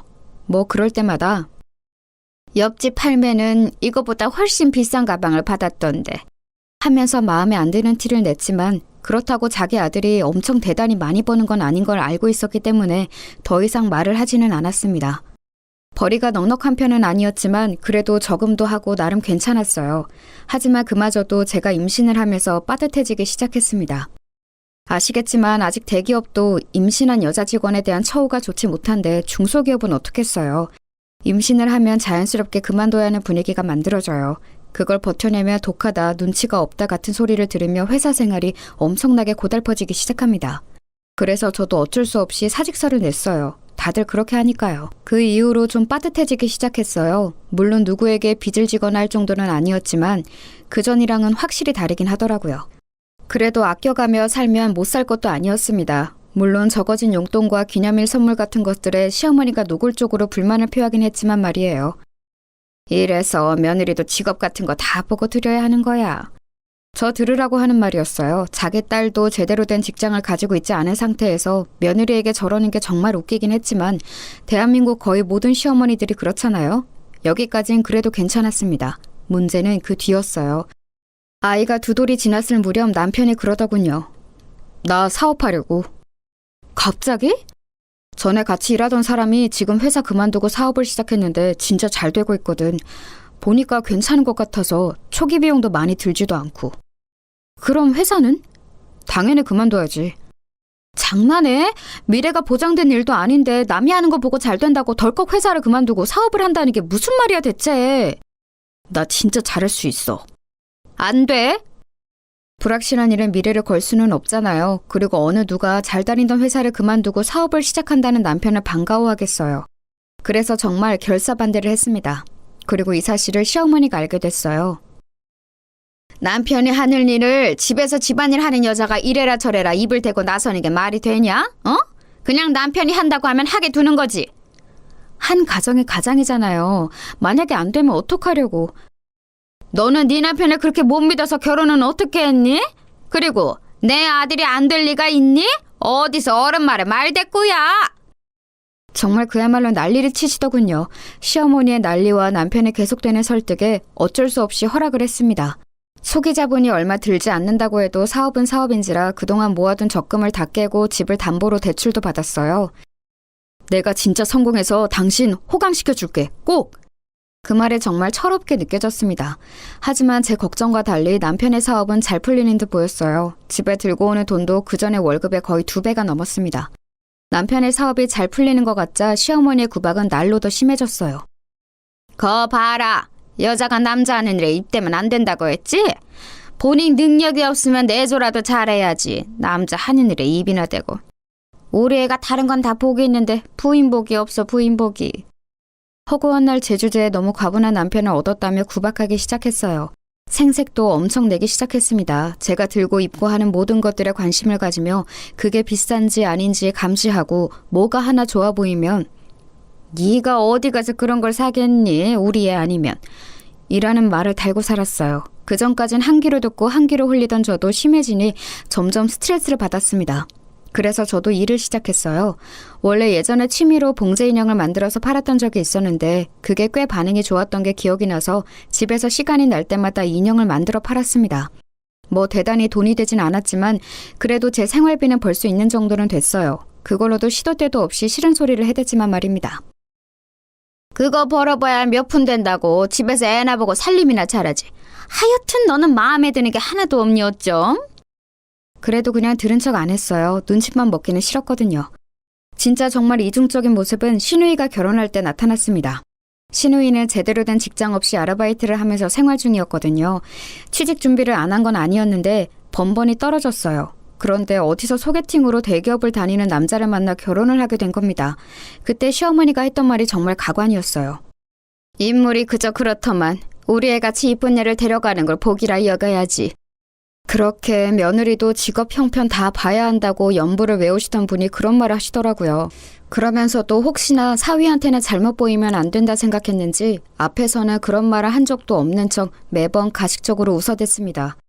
상견례를 하고 결혼을 준비하는 과정에서 저희 집에 안 좋은 일이 일어났어요. 내내 걱정했던 일이 일어나고야 만 것입니다. 남편의 사업이 망했거든요. 진짜 미안해. 내가 당신한테 면목이 없어. 그런데 한 번만 다시 해보면 안 될까? 장난해? 지금 집에 돈이 어딨어? 초기 자금은 뭐 어디서 가져올 건데? 담보 대출 받을 집이 있어. 모아놓은 적금이 있어. 이런 일이 한 번 있으면 정신을 차려야지. 정신을 차리긴커녕 한 번 더 해보겠다는 말을 해? 나 짐 싸서 집 나가는 걸 보고 싶으면 그렇게 해! 정말 철이 없어도 어쩜 저렇게 없는지 한 번 더 해보겠다니요. 그렇게 말하는 남편의 입을 이혼을 무기로 틀어막았습니다. 그리고 취직 자리를 빨리 알아보라고 했어요. 여기저기 부탁해놨어. 그런데 요즘 경기가 좋지 않아서 어떻게 될지는 모르겠다네. 당신한테 진짜 많이 미안해. 그래도 남편이라고 기가 팍 죽어서 그렇게 말하는 모습을 보니까 불쌍하긴 하더라고요. 빚을 지긴 했지만 엄청나게 많이 진 수준은 아니었고 남편이 취직을 하고 제가 인형을 열심히 팔면 길바닥에 나앉을 정도는 아니라서 정말 마음이 힘들긴 했지만 용서하기로 했습니다.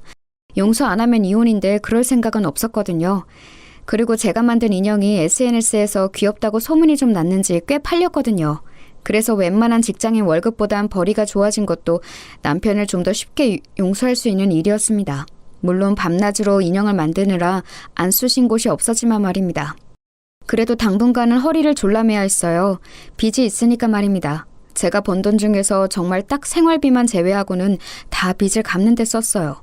그러는 와중에 신우이의 결혼식이 열렸습니다.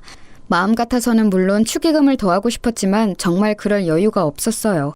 다들 100만 원 정도는 한다는데 정말 여유가 없어서 50만 원을 했습니다. 저는 이해해줄 거로 생각했어요. 왜냐면 남편 사업이 망했다는 건 말하지 않았지만 남편이 사업이 요즘 잘 안 풀려서 너무 힘들다는 이야기를 어머니께 들었다고 했거든요. 그렇지 않으면 자꾸 뭘 바라시니까 그 정도는 말하라고 제가 시켰었습니다. 그래서 그날 이후 용돈 달라 뭐 사달라 이런 말이 없으시길래 남편이 잘 이야기를 했고 시어머니도 잘 이해하고 있는 줄 알았어요. 하지만 제가 축의금을 50만 원을 한 걸로 그야말로 사단이 났습니다. 결혼식이 끝나고 저를 부르더군요.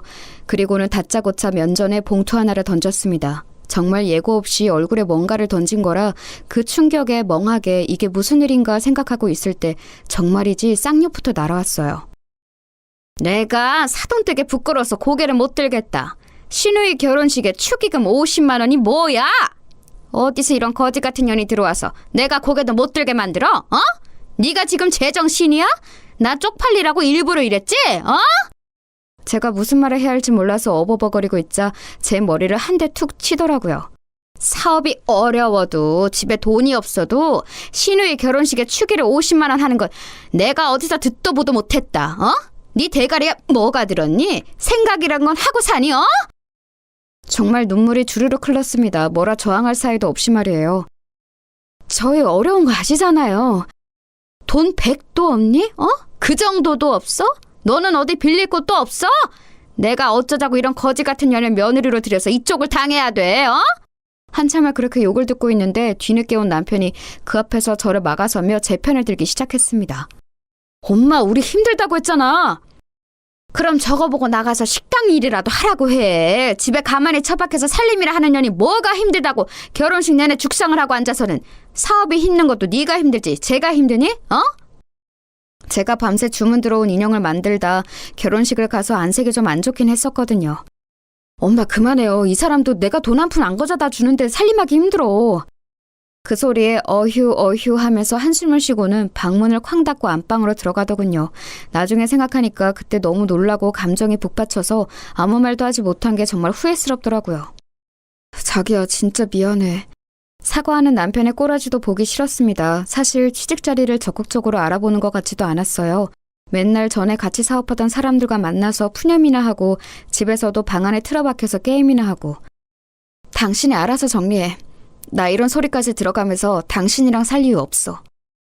그렇게 말하고는 시댁을 나왔습니다. 그리고는 한참 뒤 남편이 돌아와서 자기가 어머니께 잘 말했다고 이제 그런 말은 안 하실 거라며 정말 싹싹 빌더군요. 내일부터는 진짜 취직 자리도 열심히 알아보고 내가 진짜 잘할게. 자기야 너무너무 미안해. 차마 망했다는 말을 하지 못했다며 저에게 한 번만 봐달라고 싹싹 비는 남편을 보며 정말 등신같이 한 번 더 참아주기로 했습니다. 제가 생각해도 제가 미련하고 등신 같았지만 이제 겨우 4살이 된 아이를 보면서 참았어요.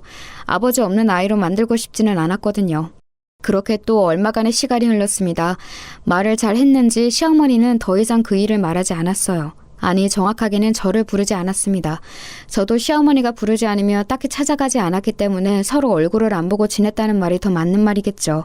그러다 보지 않을 수 없는 날이 왔어요. 바로 시어머님의 생신이었습니다. 물론 무리가 되긴 했지만 현금 100만 원을 준비해서 갔어요.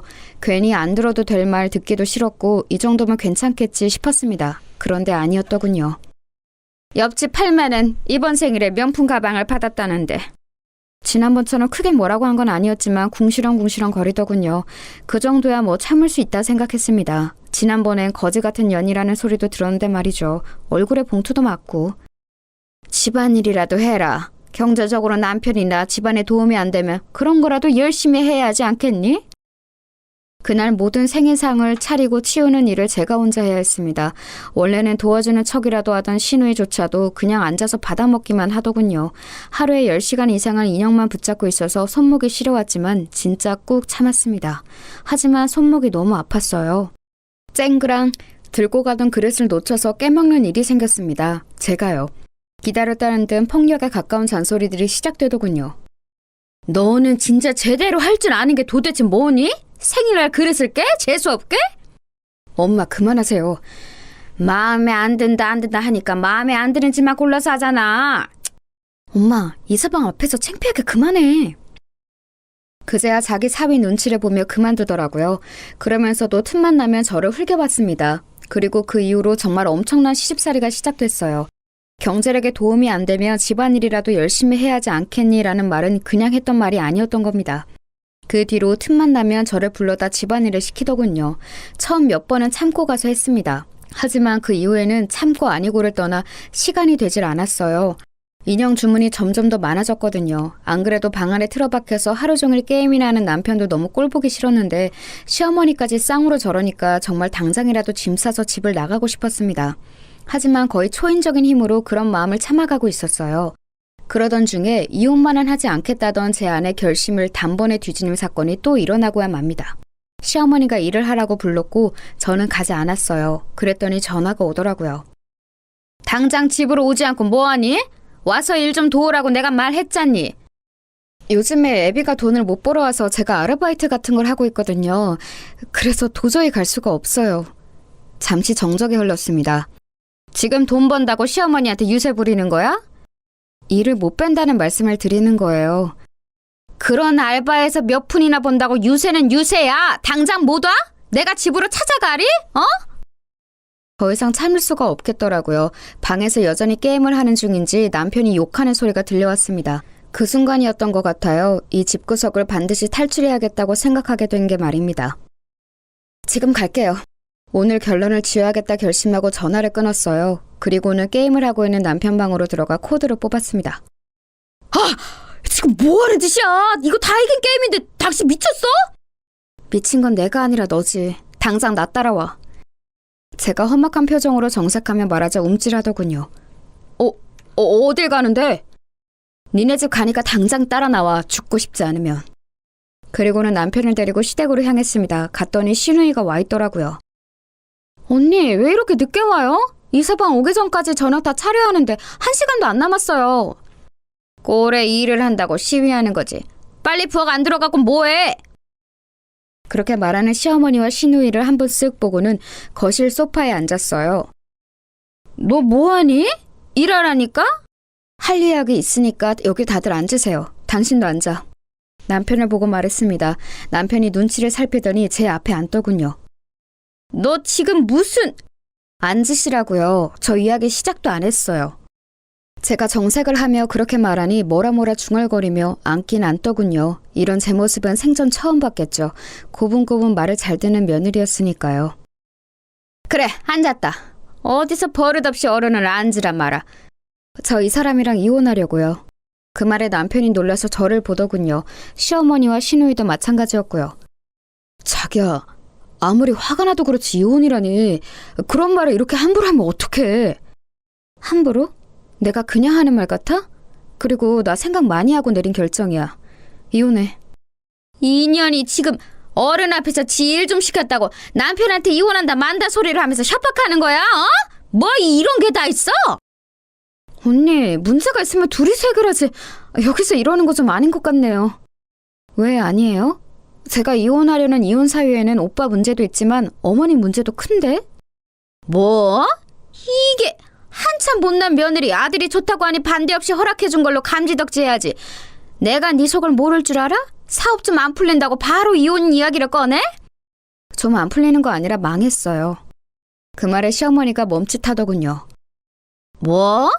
망했다고요.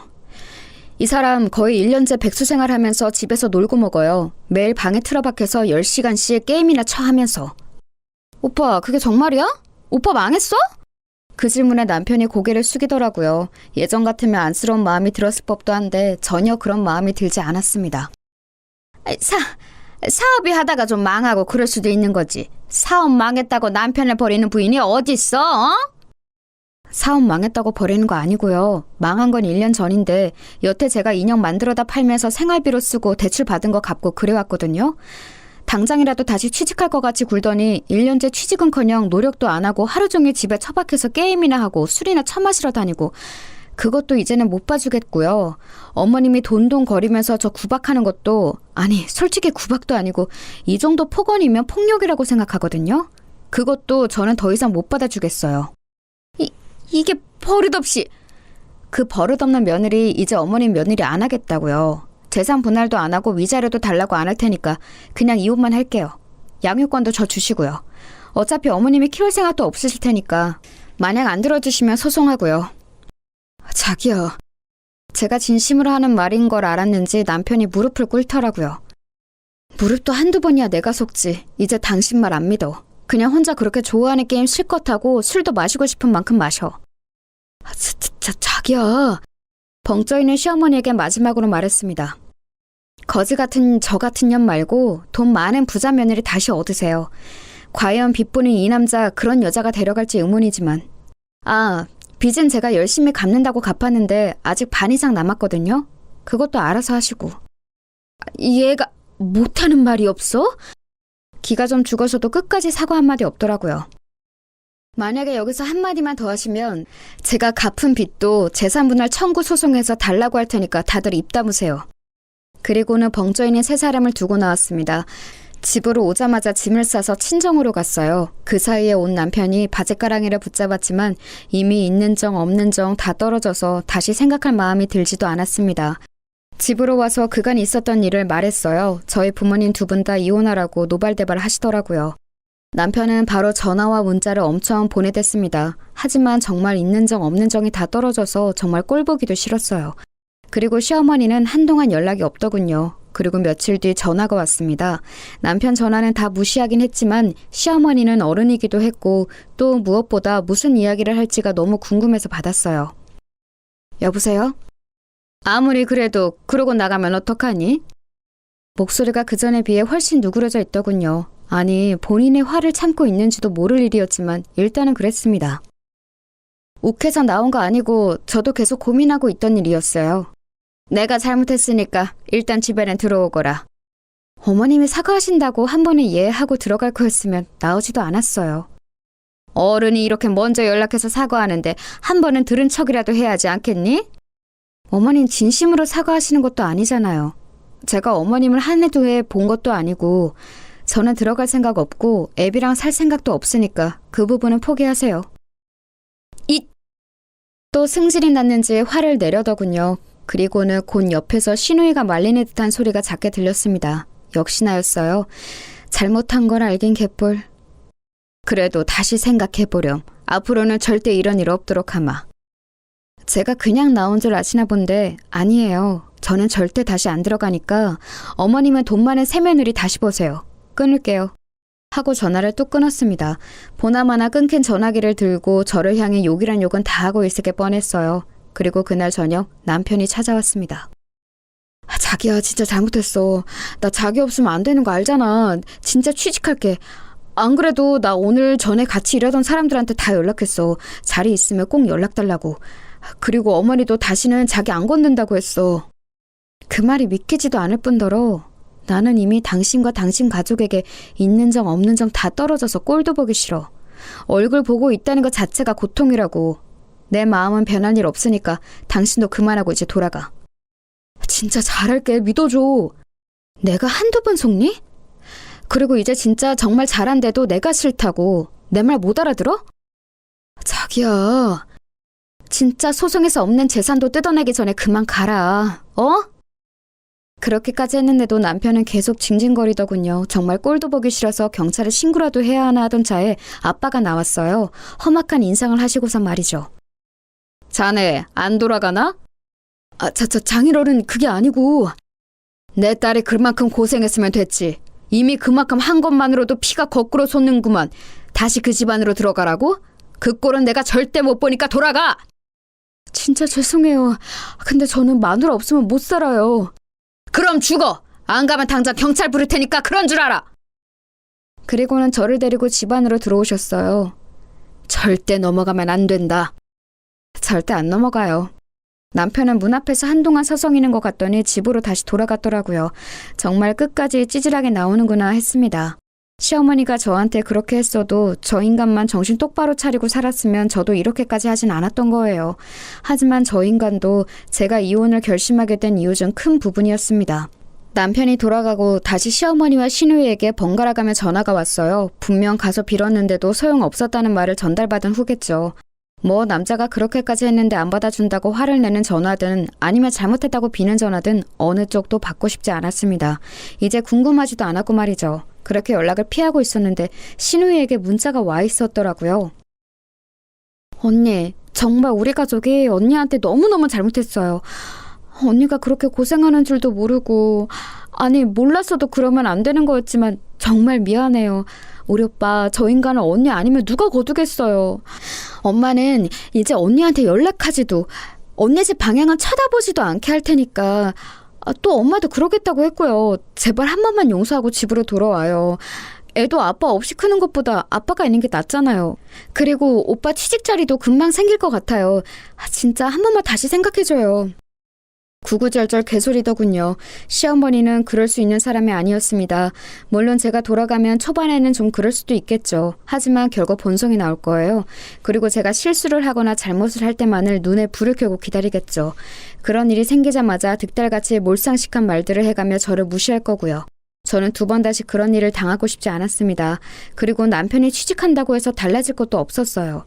이미 그 사람에 대한 신뢰도 다 깨졌기 때문입니다. 다시 사업병에 도지진 말란 법도 없고요. 그래서 신우이의 문자도 그냥 무시했어요. 그리고는 이혼 서류를 남편에게 보냈습니다. 그리고 전화했어요. 도장 안 찍으면 일주일 내로 소송장 접수하러 갈 테니까 도장 찍어서 보내. 제가 한 발도 물러나지 않자 그제야 제 말이 모두 진심이고 절대 그냥 넘어갈 생각이 없다는 걸 알았나 보더라고요. 시어머니가 저희 집으로 찾아왔습니다. 물론 예상 못한 바는 아니었어요. 애비한테 말 다 들었다. 그동안 네가 정말 고생이 많았더구나. 말을 해주지 그랬니? 아직도 제 탓이세요? 그걸 말하면 저한테 잘해주고 말 안 하면 거지 같은 년 소리 들어도 되고요? 그건 내가 그때 너무 흥분해서 미안하다. 흥분을 매번 하시잖아요. 어머님은 그게 한 번도 아닌데 왜 한 번 그런 것처럼 말하세요? 너희 하는 일에 이제 하나도 간섭 안 하고 아예 안 보고 산다고 해도 괜찮다. 그러니까 갈라서는 것만큼은 다시 생각해보면 안 되겠니? 정말 속내가 뻔히 보이지 않나요? 아들이 진 빚을 아들 혼자 혹은 자신들이 떠안게 생겼으니 저러는 게 뻔히 보였습니다. 아마 남편이 이야기를 자세히 했겠죠. 이제 더 이상 숨길 수도 없는 노릇이었고 말입니다. 그 나이에 빚 있는 백수 아들을 떠안아야 할 생각을 하면 아마 시어머니 성격에 잠도 제대로 못 잘 게 뻔했습니다. 그리고 취직 자리를 알아보고 있다고는 하나 요즘 같은 경기에 좋은 자리가 남편에게 올 리도 없고 말이죠. 그렇게 잘난 아들인데 이럴 때는 또 주제 파악이 확실하게 되나 보더라고요. 왜요? 저같이 가진 거 없고 모자라고 거지 같은 며느리 내보내고 어머님이 원하시는 학벌도 좋고 돈도 많은 며느리 들이세요. 저는 그 집구석에서 정이란 정은 다 떨어지다 못해 그쪽 방향은 쳐다보고 싶지도 않으니까 그만 돌아가시고요. 내가 너무 미안하다, 아가. 처음 들어보는 단어였어요. 아가. 진짜 비웃음이 나왔습니다. 어머니가 이러셔도 진짜 소용없어요. 왜 이러시는지 알겠는데 전 정말 돌아갈 마음이 눈꼽만큼도 없어요. 더 이상 밤낮 없이 일하면서 그 인간 빚 갚아주고 싶지도 않고 지 부인은 밤을 새가면서 인형 만드는데 방 안에서 욕이나 해대며 게임하는 한심한 꼴 생각만 해도 치가 떨려요. 그러면서 자기 아들 잘났다고 며느리 무시하는 몰상식한 시어머니가 있는 그 집안으로 다시 안 돌아가니까 포기하고 그만 돌아가세요. 그러자 무릎을 꿇더군요. 그건 좀 예상 밖이긴 했습니다. 정말 미안하다, 아가. 진짜 다시는 그런 일 없도록 하마. 네가 우리 집 복인 것도 모르고 애비는 내가 혼쭐을 냈다. 그만 돌아가자, 어? 자꾸 이러시면 재산분할 소송도 겁니다, 저. 그러면 제가 갚았던 빚까지 토해내야 하는 거 아시죠? 그렇게 말하니 눈빛이 변하더군요. 그리고 자리에서 슬쩍 일어나더니 좀 전보다 날이 선 말투로 물었습니다. 역시 그런 사람이었어요. 진짜 안 돌아갈 거니? 네. 애 딸린 이혼녀가 다시 시집을 갈 수 있는 것도 아니고 혼자서 뭘 어떻게 먹고 살겠다고 이렇게 무모하게 구는 거니? 아직 애비한테 다 못 들으셨나 본데 제가 인형 만들어서 버는 돈이 애비가 저한테 가져다 준 월급보다 많거든요. 혼자서 충분히 애 키우면서 살 수 있는 돈이고 이제 결혼을 질려서 다시 하고 싶은 마음도 없어요. 그니까 제발 좀 돌아가세요. 제가 제 밥벌이는 충분히 하고도 남는다는 말에 놀란 듯 표정이 잠시 변하더군요. 그 인형 쪼가리 팔아서 그렇게 돈이 된다고? 네, 그러니까 제 밥벌이는 걱정하지 마시고 돌아가세요. 적어도 지금 애비보단 훨씬 잘 먹고 잘 살 수 있으니까. 시어머니는 가지 않고 계속 뭔가 말하려는 듯 했지만 외출을 했다 돌아오신 저희 엄마와 마주치는 바람에 돌아가야 했습니다. 저희 엄마가 화를 엄청 내셨거든요. 그동안의 울분을 다 토해내셨어요. 내 딸이 그런 소리를 들어가며 그 집구석에 있었을 생각만 하면 제가 자다가도 벌떡 깨니까 험한 꼴 보기 전에 돌아가세요. 그렇게 돌아간 시어머니는 아마 제 인형을 좀 찾아본 모양입니다. 그리고는 생각보다 인기가 많다는 사실에 놀라던 것 같더라고요. 그날 이후로 정말 매일매일 전화와 문자가 왔습니다. 아가야, 내가 정말 미안했다. 다시 한번 생각해봐. 너 아니면 저런 모자란 애비 누가 걷어주겠니? 내가 정말 잘하마. 여보, 진짜 이혼할 건 아니지? 돌아올 거지? 번갈아 가면서 오는 연락에 정말이지 진절머리가 나더군요. 태도가 이렇게 싹 바뀔 수 있다는 것도 말입니다.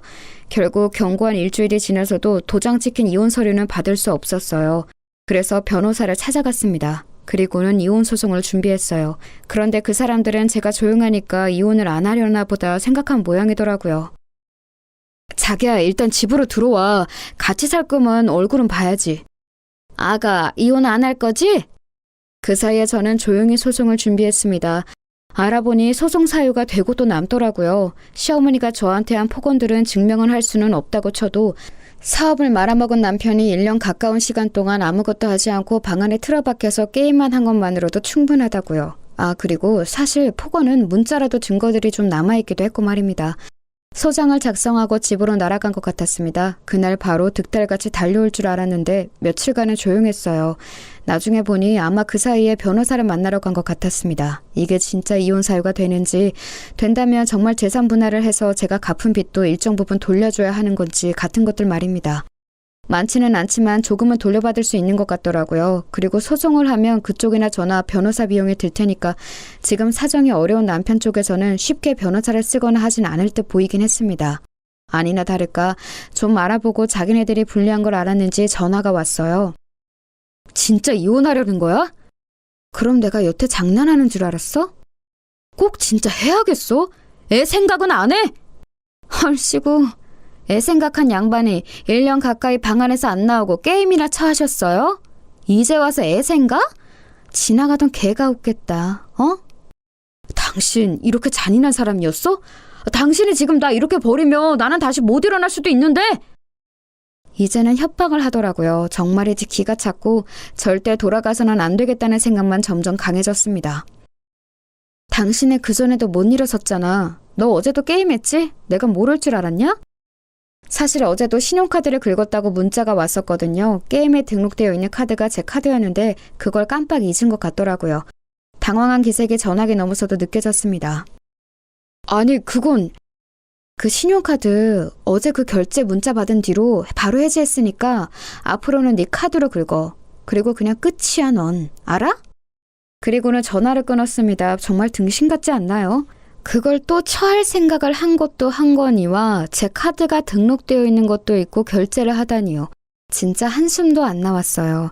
그리고 며칠 뒤 변호사에게 전화가 왔습니다. 남편 쪽에서 합의 이혼을 바란다고요. 그래서 그 자리에 나갔어요. 저도 웬만하면 소송까지 가고 싶은 생각은 없었거든요. 네가 이렇게 독한 애인 줄 몰랐다. 제가 독한 게 아니라 저를 이렇게 만든 게 어머님이랑 어머님 아들이죠. 어떻게 어른이 이렇게까지 하는데 한 번도 다시 생각해줄 생각은 안 하니? 그건 그동안 어머님이 저한테 잘 해주셨을 때 이야기죠. 제가 어머님을 모르는 것도 아닌데 그런 어머님의 말이 저한테 먹힐 거라고 생각하세요? 2년이 참아주니까! 결국 본색이 나오더라고요. 그 모습을 가만 보던 변호사님이 한마디 거들었습니다. 합의하러 오신 거 아니에요? 이러면 저희도 소송 갑니다. 그 말에 이를 악물더니 자리에 앉더라고요. 사실 저희 의뢰인은 소송을 하는 게 나아요. 한 푼이라도 더 받으니까요. 그런데 빨리 인연을 끊고 싶어하는 마음이 크니까 합의 요청을 받아들인 거고요. 근데 자꾸 이렇게 비협조적으로 나오시면 안 되죠. 저희가 봐드리는 건데. 네, 알겠으니까 빨리 진행하시게. 변호사 사무실을 아무리 다녀봐야 나오는 결론은 같았을 겁니다. 저한테 위자료나 재산 분할의 권리가 있다는 것만 확인받았겠죠. 재산 분할과 위자료를 받지 않는 대신 양육권은 제가 가져오는 것으로 합의를 했습니다. 그 와중에 양육비에 대한 이야기도 하길래 단호하게 이야기했어요. 양육비 안 줘도 돼요. 대신 아이에 대한 모든 권리는 저한테 주는 걸로 동의하고 제 허락 없이는 만나지도 못하는 걸로 하면 오케이 할게요. 그 말에 남편은 좀 고민을 하는 것 같았지만 시어머니는 옆에서 그냥 사인하라고 재촉을 하더군요. 지금 남편의 형편에 양육비를 줄 수도 없는 것도 없는 거였지만 아이 처음 낳았을 때부터 딸이라고 구박했던 게 생각나는 건 어쩔 수 없었습니다. 아이를 딱히 예뻐한 적도 없고요. 저런 할머니는 아이를 위해서라도 없는 게 나아요. 그래도 가끔 보게는 해줄 거지? 아예 못 보게는 안 할 테니까 사인이나 해. 남편이 망설이더니 결국 자기 엄마 등살에 못 이겨 사인하더라고요. 저런 인간을 남편이라고 믿고 결혼하고 살아낸 지난 모든 날이 정말 후회가 되는 순간이었습니다. 그리고 동시에 홀가분하기도 했어요. 그렇게 합의 이혼을 했습니다. 그 집안과는 완전히 끝났어요. 모든 게 끝나고 나오는 길에 시어머니가 저에게 했던 말이 아직도 생각이 나네요. 너보다 100만 배는 나은 새 며느리 드릴 테니까 두고 봐. 꼭 그러세요. 자기 아들은 금방 다시 재기할 거고 저보다 훨씬 나은 며느리를 볼 거라는 그 악에 바친 다짐을 들으며 돌아섰어요. 뒤에서 고래고래 고함을 지르는 소리도 그냥 웃어 넘겼습니다. 이제 정말 끝났으니까요. 여기까지 이야기하면 아마 뒷이야기를 궁금해하시는 분들이 많으시겠죠. 그래서 뒷이야기를 덧붙일게요. 아마 많은 분들이 원하는 사이다 같은 결말이긴 할 겁니다. 남편은 예상대로 제대로 된 취직 자리를 알아보지 못했어요. 여기저기 작은 회사들을 조금 다니다 잘리거나 그만뒀다고 하더군요. 사업을 했던 시기를 아직도 잊지 못하고 회사 생활에 적응을 못하는 것 같았습니다. 결국 집을 팔았다고 들었어요. 저희가 살던 그 집을 팔아 빚을 다 정리하고 지금은 시댁에 들어가서 살고 있다고 하더군요. 밤새 게임만 하는 아들을 보며 제 속 터지는 심정을 그대로 겪고 있을 시어머니를 생각하니 정말 고소했습니다. 그리고 제 인형은 입소문이 점점 더 더해져서 이제는 함께 동업해서 사업을 하자는 사람이 생길 만큼 사이즈가 커졌어요. 사업에 대한 편견 때문에 아직 본격적으로 시작하지는 않았지만 말입니다. 이미 혼자서는 감당이 안 되는지라 조만간 뭐든 해야 할 것 같긴 합니다. 벌이도 괜찮고 아이도 잘 크고 있어요. 그리고 시어머니와 남편은 제가 어떻게 사는지 뭘 하는지 틈틈이 알아보고 관심을 가지고 있는 것 같더라고요. 아마 재결합을 하고 싶어 하는 거겠죠. 시어머니는 골칫덩이 아들 다시 치워야 하니까 그런 거겠고요. 한 번은 시누이가 찾아와서 재결합 생각 없냐고 슬쩍 떠보길래 만나는 사람이 있다는 거짓말을 했습니다. 그날 저녁에 바로 남편에게 전화가 왔었어요. 당신 진짜 만나는 사람 있어? 그게 너랑 무슨 상관이야? 내가 만나는 사람이 있건 말건? 결혼 다시 할 생각 없다고 그랬잖아. 그때는 없었지. 지금은 좋은 사람이 있으면 할 건데? 진짜 결혼까지 생각하는 사람이 있다는 말이야? 아니 글쎄 그러던 말던 네가 무슨 상관이냐고. 그러고는 정말 화가 나서 전화를 확 끊어버렸어요. 아니 지가 뭐라고. 혹시나 저랑 재결합을 기대했던 건가 싶어서 더 기분이 나빴습니다. 하지만 거기서 끝나지 않았어요. 이번에는 시어머니가 저를 찾아왔거든요. 만나는 사람이 있다는 게 진짜니? 아니 그러거나 말거나 대체 무슨 상관이시라고 돌아가면서 이 난리를 치시는 거예요? 결혼 생각 없다고 해서 우리가 양육권을 포기한 게 아니니? 거짓말하지 마세요. 양육비 내기 싫어서 포기하신 거잖아요. 그리고 혹시나 애 가지고 협박할 생각하지 마세요. 이미 다 알아봤어요. 제가 재혼한다고 해서 양육권을 다시 돌려줘야 할 의무도 없고 만약에 그러면 그동안의 양육비도 청구할 수 있다고 하니까. 그 말에 시어머니가 움찔하더군요. 이미 거기까지 다 알아본 거니? 너도 참 독하다. 어머니만 하겠어요. 다시 찾아오지 마세요. 그리고 혹시나 재결합 이런 건 꿈도 꾸지 마시고요. 어머님이 그 호언장담한 저보다 몇 배 나은 며느리 보시게 되면 꼭 연락 주세요. 직접 가지는 못해도 축의금은 낼 테니까. 아니 저게... 뒷말은 듣지도 않고 돌아섰습니다. 무슨 소리를 하는 건지는 몰라도 고래고래 소리치는 게 들려오더라고요. 정말 징그러울 만큼 한결같으신 분이죠? 그러고선 그 사람들에게 아직까진 더 이상 연락은 없어요. 돈 문제만 걸고 넘어지면 조용해지는 시어머니 덕이라고 해야 하나요? 아마 매일 방에서 안 나오고 게임만 하는 백수 아들을 보며 매일매일 속터져하는 중일 겁니다. 그게 그분이 받으시는 벌이라고 생각해요. 그리고 자신의 잘못을 어떤 식으로든 후회하겠죠. 과거에 제가 있었던 시절을 그리워하면서 말입니다. 저는 결코 그 염원을 들어줄 생각이 없지만 말이에요. 저는 더 성공할 거예요. 이미 그렇게 되어가고 있고요.